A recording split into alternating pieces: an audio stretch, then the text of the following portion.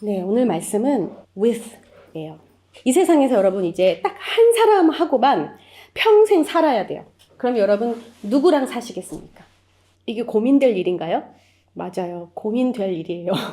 이런 얘기가 있죠. 주변에 가장 가까운 사람, 연락을 제일 자주 하는 사람 5명을 보면 나 자신이 어떤 사람인지 알 수 있다. 가까이 지내는 사람들이 굉장히 중요합니다. 자주 연락하고 또 자주 만나고 서로 교류하는, 대화하는 5명. 참 요즘 시대는 이 5명이 참 어려운 것 같아요. 예전에는 뭐 5명, 10명 중에서 5명을 꼽기가 힘들었다면 요즘에는 1명, 2명도 있을까 하는 참 개인주의 된 사회에서 살고 있거든요. 근데 우리가 창조된 것 자체가 함께 하라고 창조가 됐어요. 그래서 심지어 사람들은 무인도에 가잖아요. 처음에는 물론 잘 삽니다. 막 동물들하고도 이야기하고 막 잡아먹고 뭐 채취하고 막 이러다가 어느 순간 대화가 되지 않으면 답답해하면서 사람을 찾아요. 구해주길 원하고 나가기를 원하죠. 그 인트로버트들은 나는 여기가 좋사오니 나를 건드리지 말아달라. 여긴 내 세상이다 하면서 잘 살 것 같죠? 그런데 사람은 대화가 되는 존재를 찾습니다. 그렇게 우리가 지음을 받았어요. 그런데 참 아이러니하게도 우리가 방금 생각했었던 평생을 살고 싶은 사람, 그 사람을 통해서 대화도 할 수 있고 기쁜 일이 있지만 기쁜 일만 있는 게 아니라 서로 때문에 힘들어하는 일도 꼭 있죠. 우리의 본성과 성향을 잘 아시는 하나님이 지금 이 세대에게 이 with라는 서로라고 주시는 존재가 바로 교회입니다. 예수님이 우리를 위해서 십자가 지시기 전까지는 이런 교회라는 컨셉이 없었지요. 그런데 굳이 예수님이 그 이후의 세대에게 지금 우리에게 교회로 모이고 함께 하라고 하시는 이유가 도대체 뭐가 있을까요? 심지어 내가 선택하고 내가 평생 같이 살고 싶은 사람하고도 만나면 기쁜 일만 있는 게 아니라 좋지 않은 일도 있는데, 그런데 내가 선택한 사람들이 아닌, 그리고 서로 너무나도 다른 사람들이 함께 모여서 교회라는 존재로 모여라 라고 하신 이유가 무엇일까요? 이 교회라는 게 보면 볼수록 서로 맞는 사람들도 없고 좋아하고 선호하는 사람들도 없고 뜻이 맞는 것도 아닌데 같이 모여요. 물론 우리는 예수님을 믿고 또 하나님 예배하고 하나님 더 알고 싶고 성령 충만해서 서로 세워가면서 사명 다 하며 살고 싶다고 이런 한 뜻으로 모인 게 교회죠. 그런데 보면 교회는 하나님을 알기보다는 다 나 자신을 더 알아가는데 시간을 많이 쏟는 것 같습니다. 많이들 우리가 대화할 때 보면은 다 나에 대해, 나는 이런 사람이야, 나는 이래, 내 뜻은 이래, 이것에 너무 집중하다 못해 다 자신의 이기적인 목적 때문에 교회에 와서도 하나님을 알기보다는 내가 위로받기 원하고 내가 상처 치유받기 원하고 결국에는 나에게 피해가 오면 밀어내고 또 서로 다른 것 때문에 하나 되기가 힘든 것이 교회라는 공동체예요. 그만큼 우리가 이기적인 존재라는 것을 깨달으라고 예수님이 십자가에 죽어가면서까지 교회로 모이게 한 것일까요? 고작 그것 때문에 예수님이 십자가에서 피까지 흘려가면서 너네 제발 이기적인 것 좀 알아! 라고 부르신 게 교회는 절대 아닐 거예요. 그런데 지금 우리 사회를 보면 너무 당연하게 서로 좀 좋은 거, 서로 맞는 거, 서로 prefer하는 거, 관심사가 비슷한 사람들끼리 모여요. 그러면 그나마 이해가 되는데 오늘날의 교회는 사회의 모습과 별반 다를 게 없이 거기다가 율법주의까지 더해져가지고요. 겉으로 봤을 때는 멋있고 좀 착해 보이고 좀 잘 따르는 것 같고 또한 사회도 돕는 것 같고 이렇게 겉으로는 완벽한 것 같은데 속은 썩고 또 안에서는 분열이 일어나는 이런 경우들이 많이 있죠.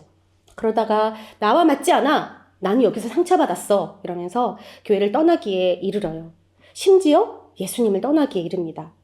그래서 이 시대에 하나님이 교회라고 지칭하고 부르고 모이게 하신 것에 대해서 그 정체성을 정확하게 알고 있어야 하는 것이 매우 중요합니다.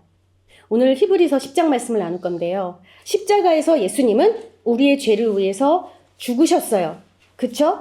그래서 우리의 죄를 다 깨끗하게 하셨어요. 그쵸? 그러니 이 예수님의 은혜를 경험하고 구원을 받은 사람은 더 이상 죄 가운데 있지 않죠. 그러니까 이제 우리는 죄로부터 자유한 겁니다. 죄를 없애주셨고 깨끗하게 해주셨어요. 그러면 이제 죄가 깨끗해졌어요. 자유해요. 자, 이제는 무엇 때문에 예수님을 믿고 왜 삽니까? 히브리서 9장 28절에 예수님은 자신의 몸을 한 번에 들여서 많은 사람의 죄를 없애줬다라고 정확하게 얘기하고 있고요. 그 다음에 나는 다시 올 거다.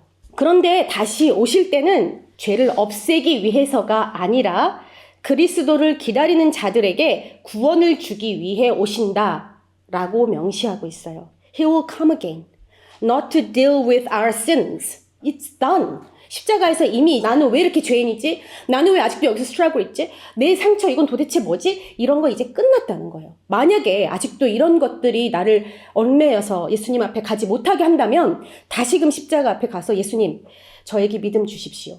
저를 회복시켜 주십시오. 라고 얼른 믿음을 붙잡아야 해요. 그 다음에 but to bring salvation to all who are eagerly waiting for him. 다시 오실 예수님을 정말 eagerly waiting, 정말 열심히 바라고 기다리는 사람들을 위한 구원을 예수님이 가지고 오겠대요. 그러니까 죄에 씻김 받은 예수님을 믿은 우리는, 크리스찬들은 이제 더 이상 내 죄 가지고 나 어떡하지? 하나님 제대로 못 믿는 것 같아. 내 죄 아직도 나를 끌고 다니네? 괴로워. 내 상처 이거 어떡해? 이게 아니라는 거예요. 예수님 다시 오시지요. 내 온 삶을 다해서 기다려요. 이게 바로 믿은 사람, 죄가 씻김 받은 사람의 삶의 모습이라는 겁니다. 저는 어렸을 때 찬양 중에 두 손 들고 마라나타, 어디 알지도 못하는 언어로 마라나타, 막 주 예수여 오시옵소서 하면서 목소리 높여 찬양했던 기억이 있어요. 정말 1000번은 부른 것 같아요. 그런데 과연 내가 그 예수님의 오심이 무엇인지를 알고 그 찬양을 했었을까? 솔직히 그때는요, 오시옵소서 찬양을 하면서도 속으로 예수님 오지 마세요. 저 천국 못 갈 것 같아요. 그런 마음이었던 것 같아요. 예수님을 정말 열심히 기다린다는 것은 무엇일까?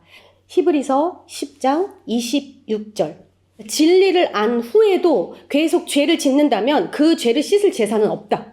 Deliberately continue sinning after we have received the knowledge of the truth. There is no longer sacrifice that will cover these sins. 믿었어요. 죄 씻김을 받았어요. 그런데도 또 계속 죄를 지어요. 그건 믿는 게 아니라는 거죠. 나는 믿는다고 착각하고 있는 거예요.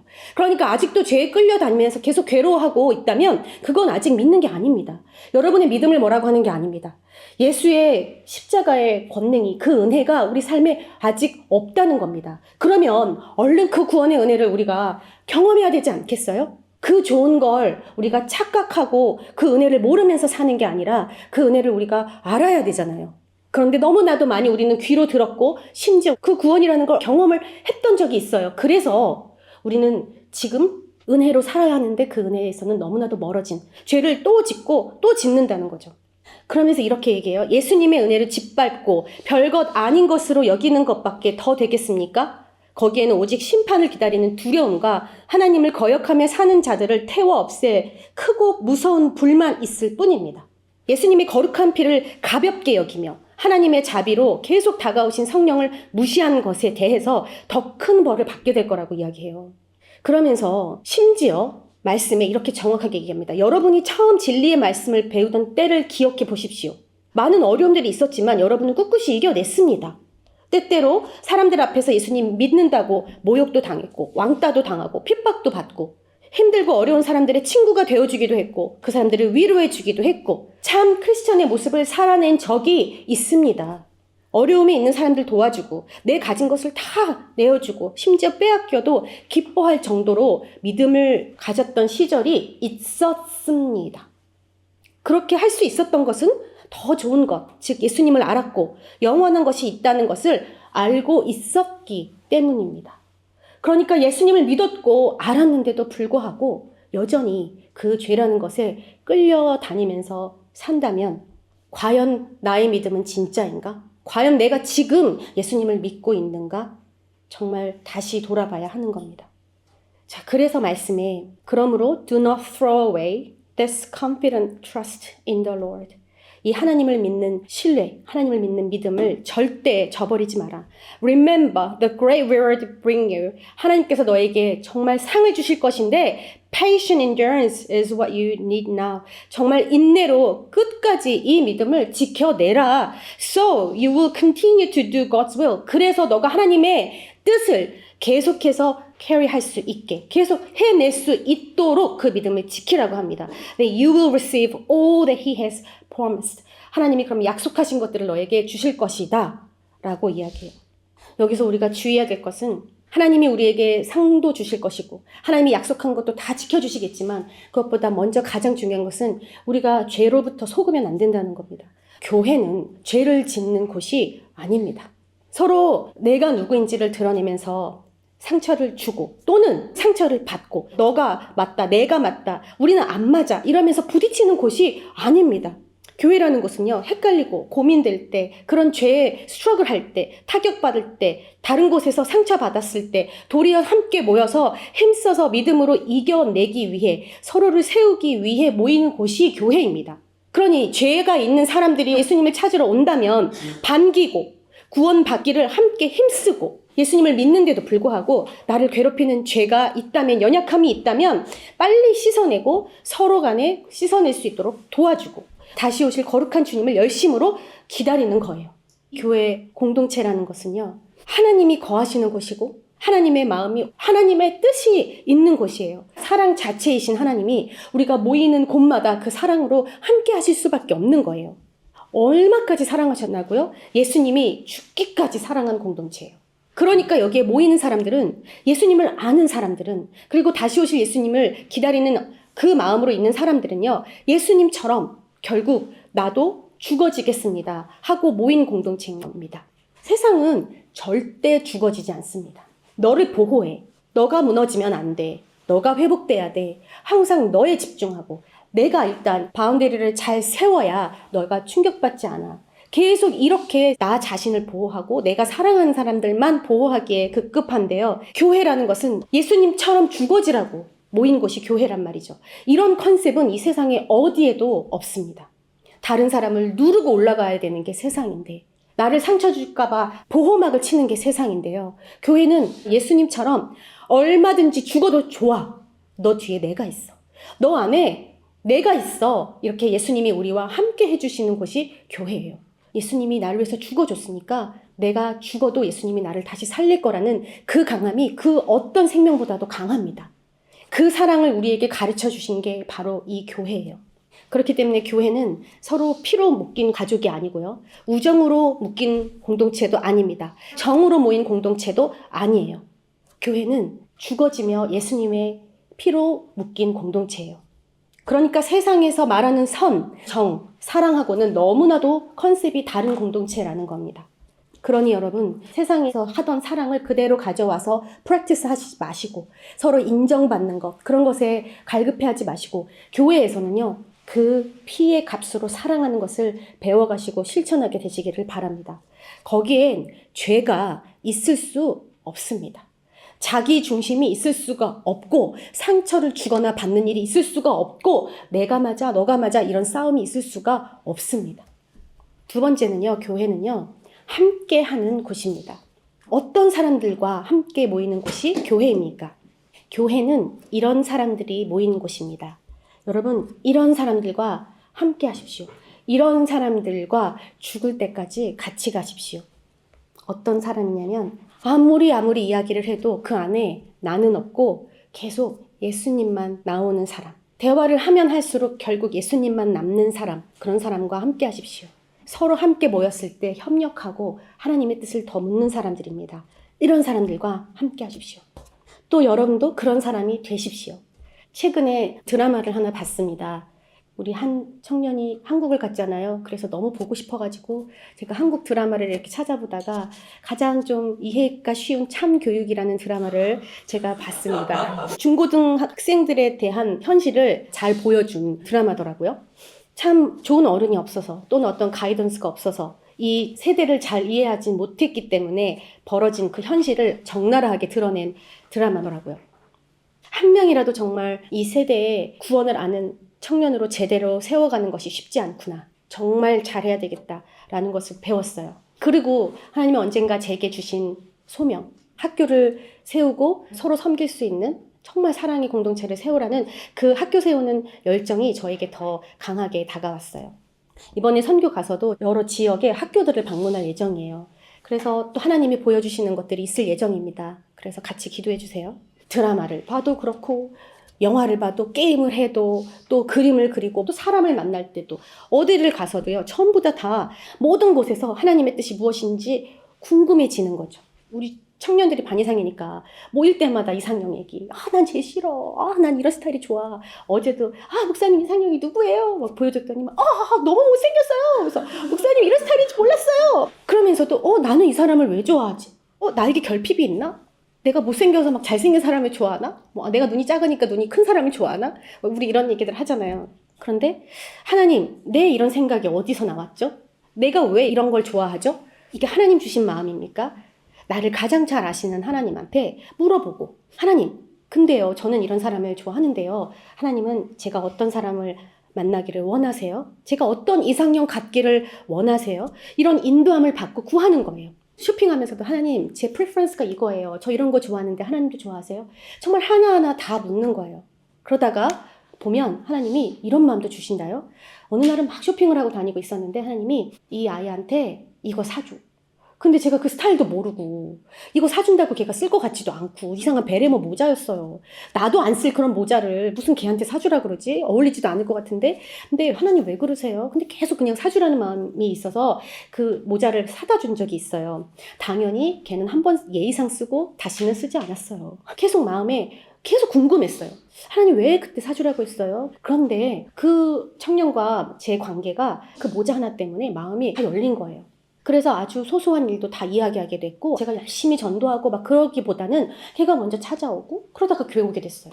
그래서 하나님의 뜻은 다 알 수는 없지만 우리 모든 삶에 하나님이 다 개입하고 있다는 거예요. 그게 무엇이 됐건. 그러니까 드라마 보는 건 나쁜 거야. 게임하는 건 나쁜 거야. 문신하는 건 나쁜 거야. 이런 율법적인 어프로치가 아니라요. 하나님이 이 모든 것에 개입하고 있다는 것을 항상 하나님을 모셔드리고 알아야 된다는 거죠. 하나님 믿고 나서 마음대로 뭐든 해도 돼가 아니라 계속해서 하나님을 내 삶에 모셔드리면서 하나님 제 삶에 더 와주세요. 모든 것을 통해서 하나님을 모셔드리는 겁니다. 근데 혼자서 그런 생각을 하면요. 자기 멋대로 자기 합리화로 가버려요. 그쵸? 이런 경험들은 다 해보셨죠? 그런데 교회라는 곳에 함께 모여서 하나님 발견하자. 이렇게 서로 하나님으로 가득 찬 사람들을 만나세요. 그리고 마지막으로는요. 자기 십자가를 지고 예수님을 따르는 사람들과 함께 하세요. 기꺼이 예수님이 가신 길을 가고자 하는 사람들과 함께 가세요. 내 신앙 좀 성장하려고 예수님이 있는 사람들 말고 기꺼이 이 예수님 가신 그 십자가 길을 혼자 가는 거 너무 힘드니까 같이 가자. 이런 사람들과 함께 하세요. 이번에 캠프 중에 서킷이라고요. 자기의 어떤 리밋을 넘어선 운동을 했었어야만 됐어요. 몇 명이 와서 목사님 이거 다시는 하지 마요. 너무 힘들어요. 컴플레인이 막 있었어요. 혼자서 다 하라고 하면 힘든데 같이 하니까 할만한 거잖아요. 그쵸? 그리고 좀 놀라웠던 거는 스쿼트 하는 거. 팀별로 할 때 어떤 팀은 한 사람이 캐리 하더만. 그쵸? 그렇게 함께 할 때 내가 부족한 거는 다른 사람들이 캐리 주기도 하고 또 다른 거에서는 내가 캐리 주기도 하고 이러면서 함께 간다는 의미에서 우리가 이번에 캠프에서 서킷을 했었던 거예요. 예수님이 가신 길은요. 혼자 가기는 너무 힘들어요. 왜냐면 세상은 계속 나를 돌아봐라. 너 번아웃 된다? 너 지쳐. 스스로 돌봐야 돼. 이렇게 가르친단 말이죠. 너가 그렇게 너무 착해 빠지면 안 돼. 라고 세상은 너를 보호해. 라고 가르치는데 예수님은 자기를 핍박하는 사람, 자기를 욕하는 사람, 자기가 뭘 하는지 알지도 못하는 무지한 사람들을 위해서 죽어줬어요. 고통을 당하셨어요. 그러면서 너도 그렇게 그 십자가를 지고 나를 따르라고 하셨어요. 그러니 이 길을 갈 때 하나님이 내가 너와 함께 할게. 절대 네가 이 길을 혼자 가게 내버려두지 않을게. 하나님이 예수님과 그 모든 길을 함께 하셨던 것처럼 우리와 함께 하세요. 그런데 이 길이 얼마나 힘든지 우리 교회와 함께해서 같이 가라고 하신 거예요. 그러니까 교회는 이 예수님의 십자가를 캐리하는 사람들의 모임인 거예요. 나도 예수님처럼 죽어지겠습니다. 나는 없고 다른 사람들을 위해서 죽어지겠습니다 하는 사람들의 모임인 겁니다. 여러분 이런 사람들과 함께 하십시오. 히브리서 10장 24절 25절 볼게요. 서로 돌아보고 사랑을 베풀면서 선한 행동을 하도록 격려하자는 거예요. Motivate one another. 더더욱 사랑할 수 있도록, 더더욱 선한 일을 할 수 있도록 서로 더 격려하자는 거예요. 우리 하나님을 아는 사람들이 이렇게 선한 행동을 하자. 이런 선한 일들을 하자. 우리 더 사랑하자. 어떻게 하면 더 사랑할 수 있지? 어떻게 하면 더 선한 일을 할 수 있지? 서로 모여서 그런 것들을 연구하고 더 격려하라는 거죠. 그리고 25절 서로 모이기에 힘쓰라는 거예요. 오픈처치는 진짜 놀라운 건요. 무슨 행사만 하면 이게 참여도가 거의 100%야. 99%예요. 어쩌다가 한 명 안 오면 그 사람 왜 안 왔어? 왜 무슨 일 있대? 난리가 나요. 막 그 정도로 정말 참여도가 너무 좋아요. 다 참여하는 게 중요한 게 아니고 모여서 함께 기도하고 예배하는 장소에서 떨어져 가면 계속해서 하나님한테서 이렇게 믿음이 떨어져 가면서 그 모임에서 뭔가 사랑을 느끼지 못하고 계속 나는 버림받았어? 나는 외로워? 나는 나 따로야? 이러면서 계속 사단이 주는 다른 생각 때문에 멀어져 가요. 그래서 우리가 생각하는 것보다 그렇게 모임에 나오지 않는 것이 참 위험합니다. 그래서 여러분 계속해서 모이기에 힘쓰고 격려하고 이건 안 가도 돼. 이거 별로 중요한 거 아니야. 이렇게 하면 안 된다는 거죠. 왜냐면 그 미팅은 그 사람들 보러 가는 게 아니고 그 미팅은 하나님이 계신 곳에 하나님이 어떻게 임하시는지 그걸 기대하고 가는 곳이거든요. 그러니까 하나님을 기대하는 미팅들인 거예요. 그렇기 때문에 열심으로 참여를 하라는 거죠. 힘을 내고 시간을 먼저 내서 가는 거예요. 모여서 뭐 하냐면 하나님의 뜻이 무엇인지 하나님의 선하신 뜻을 묻고 구하고 서로 인커리지하고 격려하고 나를 죽여가면서 다른 사람들을 사랑하고 그러면서 믿음을 끝까지 지켜야 되는 거예요. 오늘 말씀에 그날이 가까울수록 더욱 그렇게 하라. 자, 그날이 무슨 날이냐면 바로 예수님 다시 오시는 그날이에요. 여러분 예수님이 다시 오시는 날이 가까이 온 것 같으세요? 너무너무 가까이 왔죠. 함께 모여가지고 다시 오실 예수님을 기다리면서 찬양하는 거예요. 다 틀려도 괜찮아요. 왜냐면 이 모든 예배 찬양 받으시는 분은 하나님이에요. 옆에 사람이 아니에요. 그러니까 몸치여도 돼요. 박치여도 돼요. 하나님이 들으세요. 교회는 그렇게 하나님을 열심으로 사랑하고 그곳에서 성령의 임재를 경험하는 흩어지는 것 절대 무시하지 않고 어떻게든 참여하게 해서 오지 않는 사람이 있으면 모일 때마다 생각날 때마다 같이 연락하고 기도하고 챙기고 기스본 지난주에 간 친구를 위해서 계속해서 거기서 잘 정착할 수 있도록 계속 함께 기도하고 챙기고 모일 때마다 그 청년을 위해서도 계속 기도해주고 믿지 않는 가족들이 있는 친구들 위해서는 모일 때마다 그걸 놓고 같이 기도하고 같이 챙기고 교회는 이렇게 모일 때마다 성령의 임재를 힘쓰는 것이 옳습니다. 그렇기 때문에 열심히 모여야 합니다. 모일 때마다 기도하면서 한마음 한뜻으로 계속 성령의 임재를 구하면서 그 journey를 갈 때 하나님의 일하심들을 곳곳에서 보게 되는 거예요. 이렇게 함께 모이기를 힘쓰고 열심을 내면서 우리는 하나님의 법이 우리 안에 와서 지켜지는 것 그리고 하나님의 일들이 일어나는 것을 경험하는데요. 하나님의 법은 여러분 아까 마지막 절에 우리가 하나님의 법을 알고 그것을 지켜야 하는데 지키기가 쉽지 않아요. 그러니까 구원을 받고서도 계속해서 죄를 또 저지르는 일들이 벌어져요. 근데 그것을 용서할 속죄할 제사가 없다 그래요. 그러니까 얼마나 악합니까? 근데 여러분 정말 비밀을 알려드릴게요. 하나님의 법은 지켜야 하는 것이 아니라 이제 우리 마음에 새겨져서 가슴에 기록돼서 하나님의 법을 따르고 싶어지는 거예요. 복이 필요해서 복을 구하는 게 아니라 하나님을 믿는 사람들은 복이 내 안에 있어서 그 복 자체가 되는 겁니다. 하나님의 말씀을 주야로 밤낮으로 계속해서 묵상하는 것은 아침 저녁 성경을 읽는 것을 넘어서서 아침 저녁으로 계속 눈을 뜨나 눈을 감으나 항상 내 마음에 하나님의 말씀이 계속해서 묵상되고 있다는 거예요.